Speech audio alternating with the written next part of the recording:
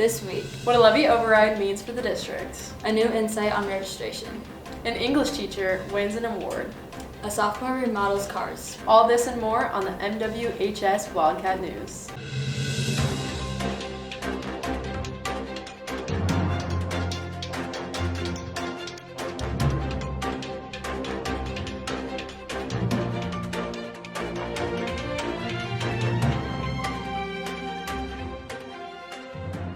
Welcome back, Wildcats. I'm Kelsey Noonekamp. And I'm Allie Fortney.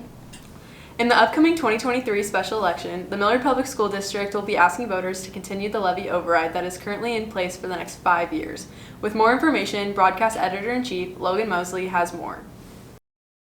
In the 2023 special election, the Millard Public Schools District proposed to continue the levy override, which was enacted back in 2018, with the hope of continuing their 9 cents per $100 on properties in the area over the next 5 years. For new Superintendent Dr. John Schwartz, his paths to both Norris and Papillion La Vista have given him the experience needed to know why the override is of high priority for Millard. With Millard's variables, they're as such that without a levy override, we simply can't generate the revenue to support and sustain our program. So there's a different amount of valuation per pupil that exists in school districts all across the state because of things like sparsity, because of districts growing rapidly or not growing, because demographics are school districts more diverse or less diverse. Where we sit in all those variables is uniquely different from my prior districts, Papillion La Vista and Norris. And so for us to have access to the resources that we need to provide programs, it really necessitates the levy override. The biggest reason for the proposal is to not have to resort back to selective abandonment, the process in which the district would have to start cutting back spending on programs that not only affect the classroom setting, but the school and a district as a whole, as they had to back in 2017, a year before the current override was put into effect. So the last time we did this, the cuts were started off away from the classroom. They were like non-personnel cuts. Then they kind of worked their way into personnel. So a lot of that had to be clerical, non-teachers, and then it got closer to the classroom. What happened then was we started thinking things like the career academies, some of the different levels that we had in world languages. All those things started to get into can be concerning. While the vote isn't until March 14th, the campaign trail for the district has shown promise, as many groups outside Millard applaud them for their fiscal responsibility, being the second lowest levy in the metro area, while gaining over 1,000 students and losing 3.2% of their state aid since 2009. One of the taxpayer advocacy groups locally is called Taxpayers for Freedom. They're a group that advocates against higher property taxes and other types of taxes. So one of the things we did in this process is we actually met with them individually, and even the taxpayer watchdog group is saying we support your levy override. To be able to cast your vote, you must be 18 years of age and can only do so through a mail-in ballot. The ballot will read as, quote, "Shall Millard Public Schools be allowed to levy a property tax to not exceed more than 9 cents per $100 of taxable valuation in excess of limits prescribed by law through the fiscal years 2023-2024 through 2027-2028 for purposes of general operations and building construction, remodeling, and site acquisition." With the additional funding, Millard will be able to provide an endless world of opportunities for their students, something the district prides itself on. For the MWHS Wildcat News, this has been Logan Mosley. Traditional parent-teacher conferences are tonight from 4 to 8. These are drop-in conferences and teachers will be in their classrooms.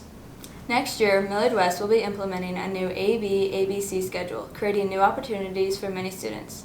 And with registration now behind us, staff reporters Sailor Massey and Malia Arlano bring us new information about how registration works for this new schedule. For the 2023 and 2024 school year, Millard West will be adapting to a new schedule change and are currently signing up for new classes and advisement. In a lot of ways, course requests really don't change because students are still taking the same number of courses.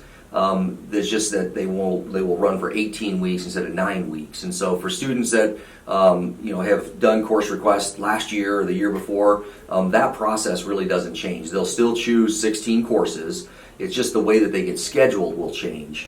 Mr. Lundgren talked about how this schedule won't have much effect on graduation requirements and picking classes for next year. Students have been sharing concerns and excitements following the new schedule.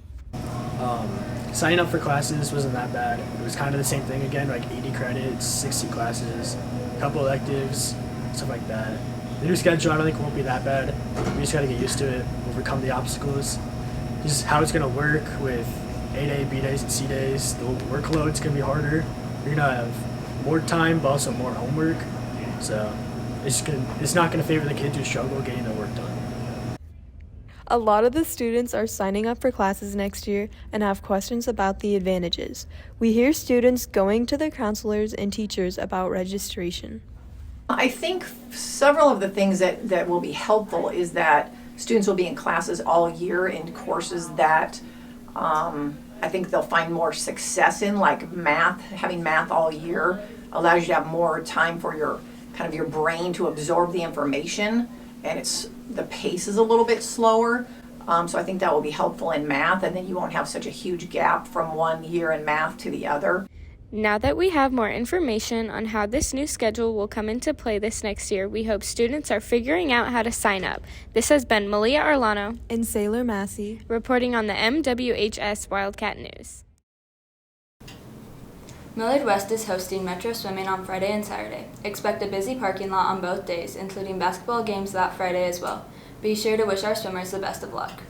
The Wildcat Connect Award is an award given to our teachers each semester for teachers that go above and beyond in the classroom to create a fun learning environment and a personal connection to the kids they work with. This semester, English teacher Matt Smith was recognized for all the hard work he does. Staff reporters Nathan Delaney and Eddie Shee have more. Speaking of Cool Ranch Doritos. Wow. Cool Ranch Doritos. I'm sorry to interrupt. I apologize profusely, but can I have a moment? Sure. All right. Class, I'd like to recognize your teacher, Mr. Smith, as the 2022 Term 2 Wildcat Connect Award winner. He was nominated by his students for this award. So let's hear it for Mr. Smith. That's why he's here. Yeah. On Thursday, January 19th, Mr. Lundgren presented the Wildcat Connect Award to English teacher Matt Smith. This award is nominated by the students to award teachers who go above and beyond to engage students in the classroom. It's a good first block to have because it's not really boring, so it actually wakes you up instead of just, oh, I'm in class. Just go straight back to sleep, you know? He has like random conversations with students in class, but he still manages to actually teach us. The teachers that receive the most nominations are looked at by a board of teachers who elect the winner. The award represents the love and passion that Mr. Smith puts into each of his classes and into each of his students. I feel like every morning he just starts off the class with like getting the students' attention, like not really starting with teaching, just starting like engaging us with other conversations. And then when we get into teaching, he just makes it fun. The students enjoy how he spends time to talk and engage with the students through his crazy stories and his love of Doritos. Usually it's not the big things. You know, there's not like one single thing that stands out. I mean, I've had all kinds of crazy, silly things. It's those little day-to-day things that build up over time that kind of builds a fabric of your classroom. It's like, so when I say is there one big thing, I mean, I've had lots of strange things happen in class. Well, that's because my room is haunted, but that's another story. That's another video. I can't think of anything monumental that's ever happened. I mean, every teacher has strange things and great things that happen in their room. So. This has been Nathan Delaney and Eddie Schur for the MWHS Wildcat News. Well deserved. Well deserved. Appreciate that. That's why you're in here. Is that why you're in here? Oh, you're a good liar, by the way. So it's a good skill to have. Yeah. February is Black History Month. Be sure to check out the display in front of the library and listen to the daily announcements for more information. For many sophomores, the focus is getting ready to get your license and getting ready to hit the road. However, for sophomore Dylan Stadhauer, he is more focused on what he's driving and the moving parts before he can drive. Staff reporter John Nessie has more. For many high school students, cars are just a way to get from A to B, but there's a lot more to them for sophomore Dylan Stadhauer. For years, Dylan has been buying cars and flipping them for profit while enjoying them on the way. My favorite car I've had so far was probably the 2009 Corvette that we had. It was a Z06. It was extremely fun to drive and just an all-around enjoyable car. Flipping cars is a really popular hobby in the United States, but flipping at such a young age is something that you don't see quite often. Among Dylan, there are other students that are also into this hobby. Watching Chris fix and working on my truck by myself. kind of messing around with it, learning by myself, and throwing wrenches at shop doors. Dylan has flipped cars from many different countries. Each car is different and tells its own story. Dylan's favorite type of cars to work on and enjoy are American muscle cars. My grandpa and my dad both had muscle cars while growing up, so I just kind of inherited the trade of liking muscle cars. Besides Dylan just working all by himself on these cars, he also has friends from school that like to help.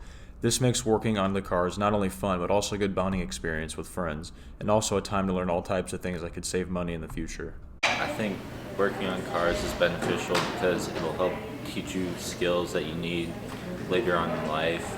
Even if you aren't going to be working on your own car, you can apply it to other things at home. This has been Johnny Nessie signing off from the MWHS Wildcat News. That's all for this week, Wildcats. Make sure to follow us on social media and check out our Catalyst website for more stories like these. For the MWHS Wildcat News, this has been Allie Fortney and Kelsey Nudekamp. See you next week, Wildcats.